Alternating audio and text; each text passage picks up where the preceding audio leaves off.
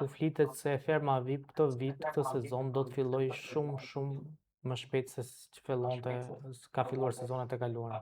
Pse kjo zgjedhje dhe sa i vërtet është lajm? Ne kemi reality show boll mjaftueshëm. Një këshill, nëse mua do më kërkonin, do t'ishte jo, mos e bëni. Mos e bëni sepse do i lodhin njerëzit. Do ta fillojnë në vjesht. Arsye pse? Në vjesht fillon Big Brother VIP Kosova, në vjesht fillon përputhen, në vjesht fillon Ferma VIP, në fund të tetorit, fillim të tetorit fillon Big Brother. Tani dëgjoj, ne jemi 2 milion njerëz. Sa shikueshmëri televizive kemi neve, po çfarë drejtin do t'i bësh publikut, pse do t'i lodhësh? Pse do të thënë, kam përshtypjen që kjo lufta që ti marrësh audiencën, ti e para njëre këtë pa mundur ti marrësh audiencën Big Brotherit. Big Brother në momentin e tij më të keq, prap ka audiencë më të lartë se aty, sepse njerëzit janë fanatik të Big Brotherit. Ti ferm VIP nuk mund ta bësh Big Brother paralel, sepse në momentin që ti e bën Big Brother paralel, ti ke dështuar sepse do të jesh thjesht një kopje e Big Brotherit real. Tjetra, unë shpresoj shumë që të mos jetë e vërtet, shpresoj shumë mos ta bëjnë, dhe shpresoj shumë ta bëjnë atëherë kur është për të bërë, e jo, hajde ta bëjmë tash për të konkuruar apo për të marrë shikueshmërinë Big Brother, se kjo është ignoranca më e madhe. Po shpresoj shumë që personi që do merret këtë vit me gjetjen e banorëve të fermës VIP, të mos jenë të njëjtët njerëz që futen shoqërinë vitin që kaloi.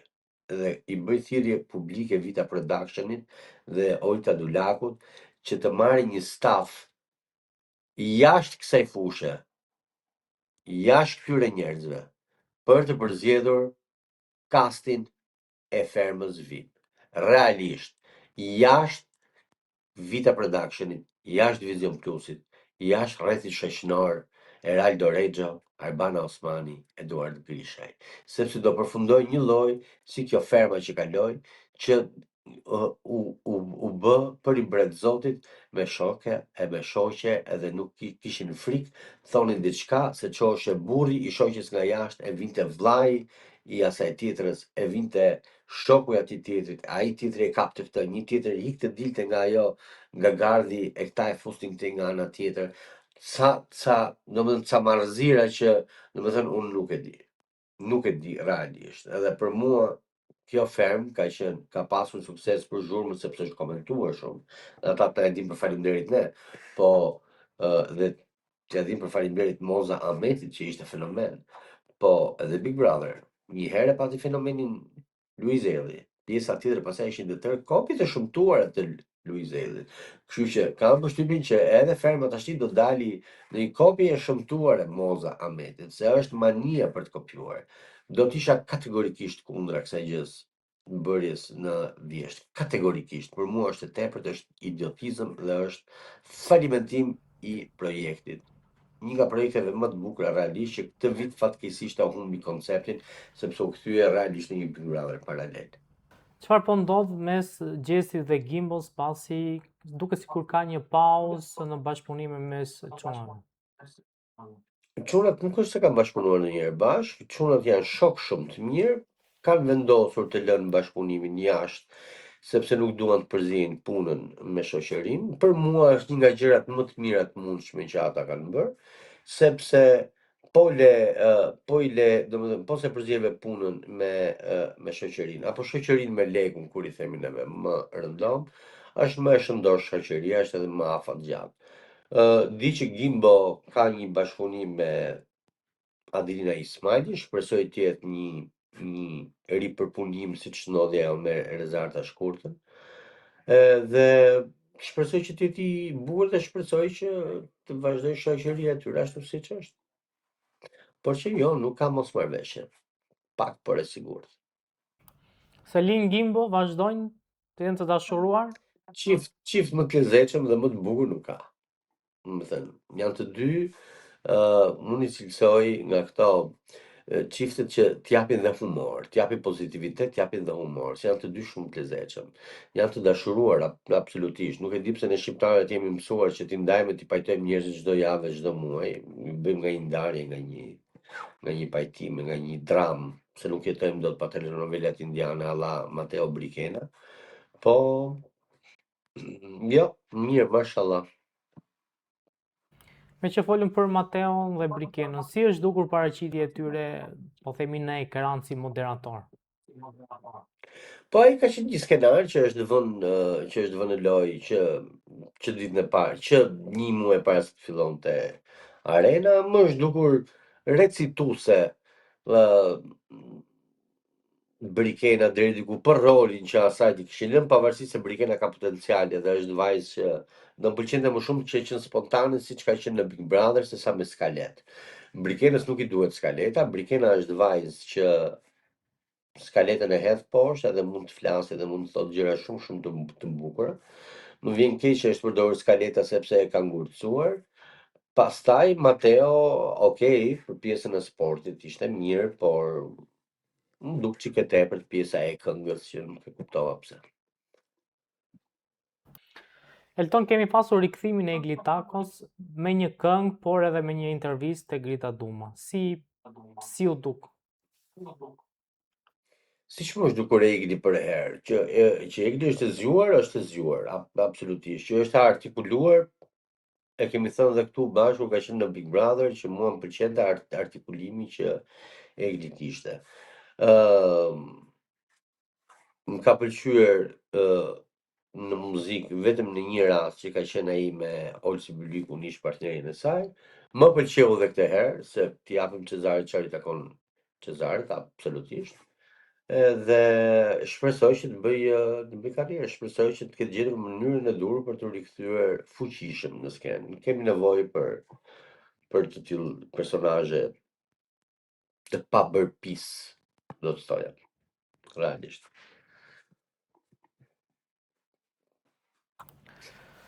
Kemi dhe një çift, Klodi dhe Eliona. Si e ke parë si çift dhe besoni në dashurinë e tyre? Kjo pyetja besoni në dashurinë e tyre do na haj shpirtin gjithë jetës neve gazetarëve që merremi me showbiz. Nuk e di se si mund të përgjigjesh kësaj gjëje, po nejse. Besosh në dashurinë e tyre, duhet të jesh brenda dashurisë tyre, që ta kuptosh nëse duhet besoj pa apo jo.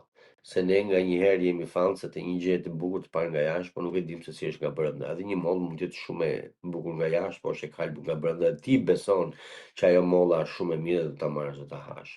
Por në rastin konkret për sa i përket Elionës edhe Klodit, për mua, unë kam thënë gjithmonë, ka çifte që janë jo vetëm të bukur dhe të dashur për publikun, por për mua janë çifte me aur hollywoodiane. Dhe siç ka qenë Luizi me Kiarën. Tani unë shikoj Elionën dhe Klodin si një lloj siç mund shikoj Victoria Beckham, David Beckham apo Angelina Jolie, Brad Pitt. Njerëz të bukur që ke qef jo vetëm t'i shikosh, po edhe t'i takosh e t'i njohësh.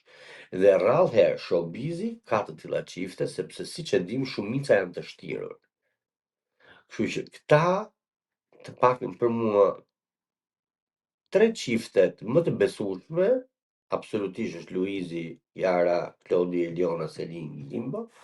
Vë një pikpyetje të madhe tek Mateo dhe Brikena duke pasur parasysh të gjithë skenarin që përdorën për 3 muaj rresht edhe që i lodhën njerëzit realisht, ndërkohë që ka qenë krejt e kundërta asaj që kanë shitur. Kështu që jo vetëm që besoj tek këta të dy, tek Klodi dhe tek Eliona, po i dashuroj realisht shumë sepse janë njerëz në përgjithësi janë dhe njerëz shumë të mirë dhe njerëz shumë të komunikueshëm. Në meziq po pres të shikoj si do t'jenë në Supernova, sepse janë pjesë e ka. Çfarë pritet të ndodhë me një dosje që thuhet do publikohet dhe ka të bëjë me eskortët e Instagramit? Çfarë është kjo dosje dhe ku do publikohet dhe kush e ka si dosje? Kush e ka si dosje nuk ta them dot sepse ka janë njerëz ata që kanë punuar për atë punë. Do publikohet së shpejti në një nga portalet më me zë në Shqipëri, që është publiko edhe ka pikërisht të gjë. Ka këto vajzat e famshme të Instagramit që kanë një hetim të hollësishëm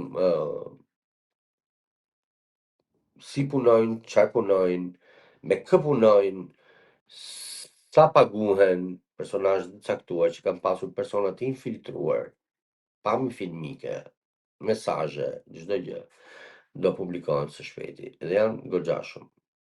Gjithë këto influencerët edhe gjithë këto personazhet e showbizit që shiten si shumë të shtrenjta dhe si shumë vipe, së shpejti gjithë madje ka ardhur koha që të ketë një katarsis, ka ardhur koha të ketë një vet pastrim të showbizit dhe të ketë një vet pastrim të fjalës personazh publik, i fjalës VIP, i kësaj influencer.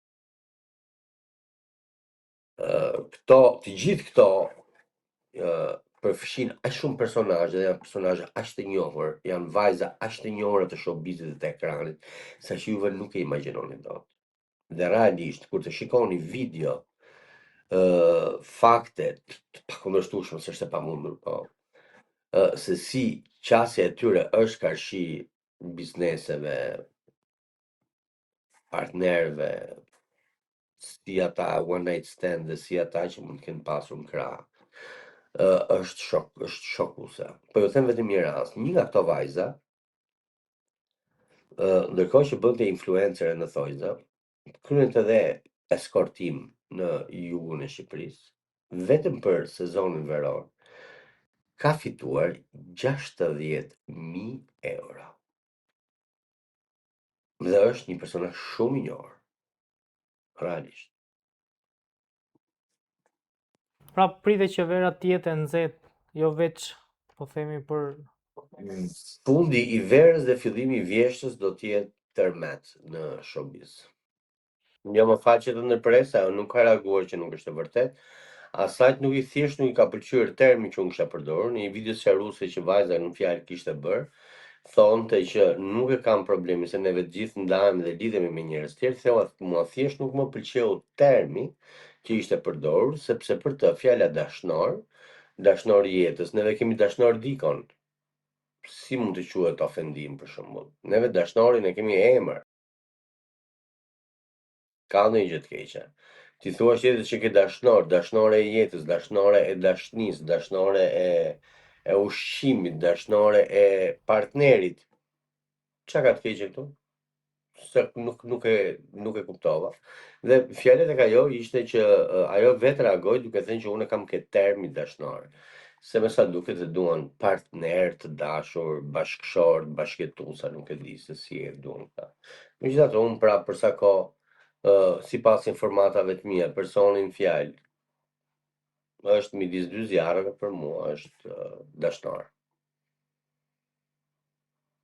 në fakt pas kësaj zhurme që bëri në media deklarata jote qoftë, por edhe reagimi i saj, Francesca vjen me një njoftim që do bëj një dokumentar, ose e ka bërë një dokumentar. Qesharake. Të gjithë bëjnë dokumentare kur arrin një moshë të caktuar dhe nuk kanë mos e çat prodhojnë. Francesca, të gjithë japin, bëjnë dokumentare pas vdekjes, të gjithë bëjnë dokumentare pas kanë bërë një sër ciklesh, nuk e di, të suksesshme kinematografike, muzikore, art, vizual, konceptual, çdo lloj gjë të mundshme të artit, politike, sa nuk e di se çfarë, apo dhe shkencor. Vetëm Francesca Murati, pasi reklamoi 50 çanta falso, del tashti dhe thotë që do bëj një dokumentar për të thënë vërtetën. Ku di unë i shkreti tash se si ti marrësh këto? Ktu domethënë është mirë që i ka marrë koka erë këtyre njerëzve, mirë që e quajnë veten aq VIP sa që nuk di domethënë se ku se a ka limit një herë kjo gjë? Se realisht nuk po e kuptoj. Kanë fillu bëjnë i duket vetja Victoria Beckham, duket vetja Kim Kardashian, a nuk e di se çfarë i duket vetja këtyreve që kanë 20 vite në trega edhe tani më në fund, domethënë populli është sy e vesh te këto për të parë se çfarë kanë bërë këto gjatë jetës, ndërkohë që këto se kanë nisur akoma jetën. Kjo më shokon me këta, domethënë jam shumë i habitur dhe shqyr gjeti rastin që foli dikush për të që kjo të deklaroj që po bën një dokumentar për veten. Po dokumentar për çfarë? Për të na thënë që unë lash burrin dhe jam një tjetër. Po kujt i intereson? Këto janë gjëra që i dinë që të gjithë. Kam parë së fundmi edhe një lloj qëndrimi që ke pasur ndaj influencerëve të cilët kanë protestuar kundër kryeministit Rama, pra qeverisë lidhur me po themi mënyrën se si u zhvilluaj gjithë pjesa e projektit të Zvërnecit dhe për prezencën e tyre në koncertin e Kanye West. Pse duhet domosdoshmërisht që dikush që ishte kundër Ramës nuk duhet shkonte te koncerti i Kanye West? Tani protesta ishte kundër Zvërnecit apo kundër Ramës? Njëherë duhet mos sqarosh të gjë, sepse për influencerët që po flas kanë qenë influencerët që ishin kundër Zvërnecit. Në fakt protesta nisi si kundër Zvërnecit, pastaj njerëzit Çdo gjë që filluan ta niset për ndërtonin dhe groqe do kundër Ramës. përfundon. Si çdo gjë në Shqipëri që niset për kadaife përfundon vetë grosh. Ideja ishte këtu. Ti për sa kohë mua më del dhe më jep mend që kjo qeveri është e inkriminuar, që kjo qeveri me taksat tona është duke bërë një koncert, që kjo qeveri po mundohet na hedhë një syve, që kjo qeveri po bën këtë dhe normalisht jam mos e dakord me këto pika. Dhe pastaj të më dalësh, të më bësh video dhe të më hedhësh video nga koncerti i Kanye West, pikërisht që siç ti the deri dje, ishte bërë me taksat e fondit të emergjencës. Tashti më fal, po kë duhet të besoj?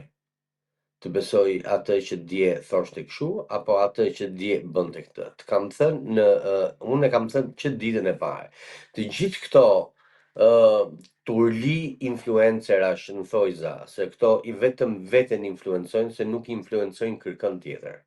Shqipëria nuk ka treg për 200.000 influencer. Shqipëria nuk ka treg të influencohet kaq shumë, se në Shqipëri ne influencohemi nga mami, nga babi, nga daja, nga halla, nga xhaja, madje edhe nga komshiu që kemi ngjitur, po jo nga këto teletubis që kemi neve për influencer. Tashti e para kjo. Si fillim njërë këto duhet kuptojnë që s'janë influencer. Një.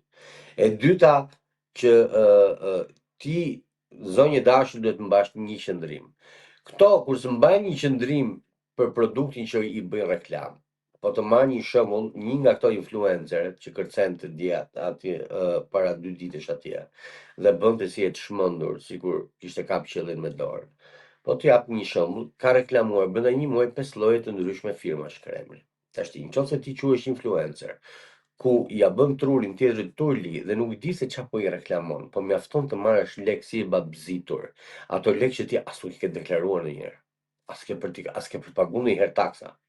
Se që ti je influencer, nëse ti e quan influencëllëkun tënd profesion, ti zonjë ushë dashur dhe ti zonjë dashur, apo ti kushdo qofsh, duhet të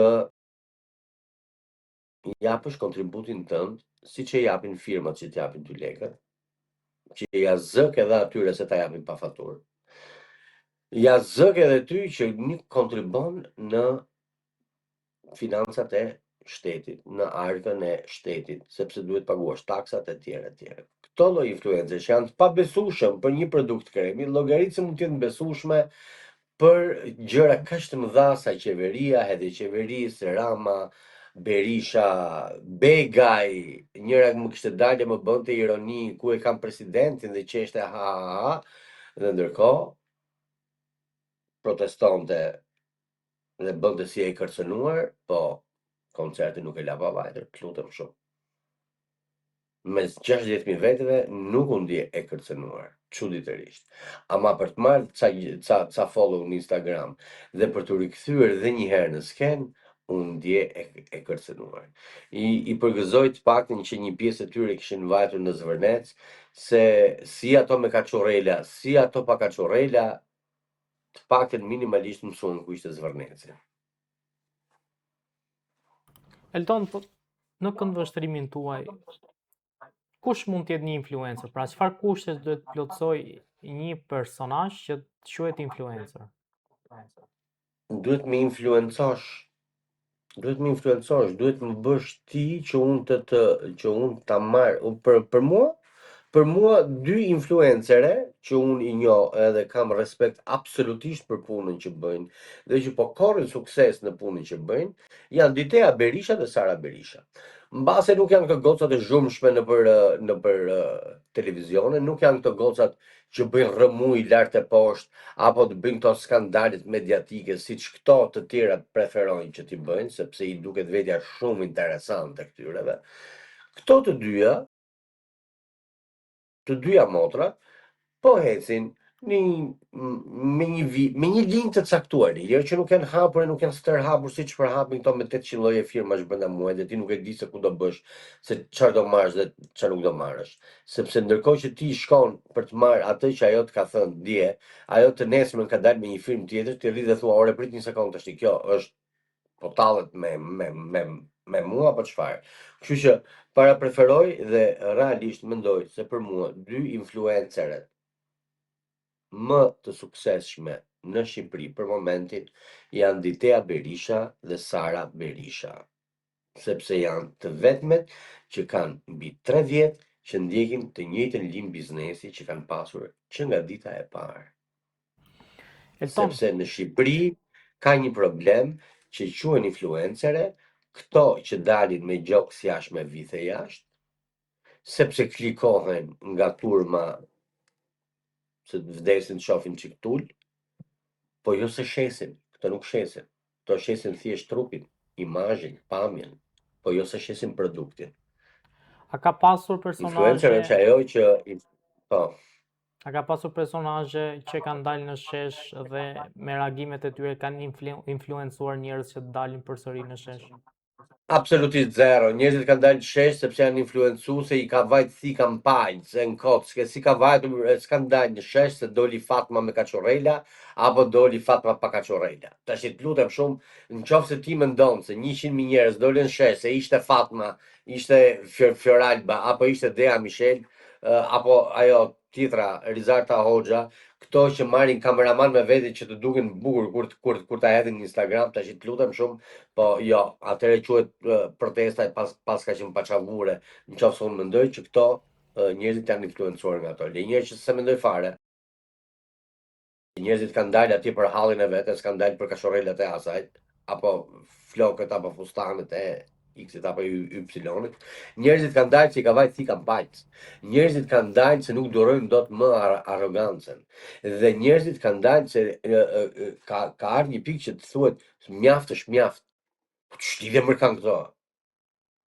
Ku janë sot këto? Ku janë?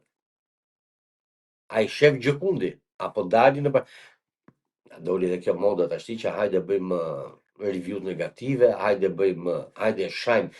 Ke frikë të thuash një gjë apo një mendim ndryshe, sepse të turren një armat e caktuar anonime që qarkullon nëpër Instagram, Facebook, TikTok etj, që të shajnë e të masakrojnë deri tek njerëzit që të kanë vdekur. Domethënë është kafshëri. Kafshëri, këtu ka dalë, domethënë, këta kanë dalë nga kontrolli komplet, këto lloj personazhesh. Edhe më duket shumë interesante se tani që që Departamenti Amerikan i Shtetit ka vendosur që e majta ekstreme dhe mediat, portalet që kanë qenë të majta ekstreme gjatë kohës së protestës do të hetohen, dhe kjo një deklaratë bërë dhe një shkresë që është publike tashmë dhe në internet nga Marco Rubio, sekretari Amerikan i Shtetit, keni për të parë se si do zhduken këto me sekonda. Me sekonda. Se realisht është abuzuar në mënyrën më ekstreme të mundshme me një protestë që nisi si protestë drejtë dhe nuk u mor vesh pastaj se çfarë ishte duke ndodhur. Në këto influencerët kam qef të shoh kur të fillojnë të përballen pak me këtë të dhënurën llogari për kë e kanë bërë dhe pse e kanë bërë, se do më pëlqente shumë. Më vjen keq që do digjet i njohim me thatën se ka njerëz që e kanë bërë hajt për të pasur sa më shumë ndjekës, ka portale që e kanë bërë për të që kanë të gjithë pre lloj skeme ekstremiste të majt, po zjarri nuk pyet se këtë djeg.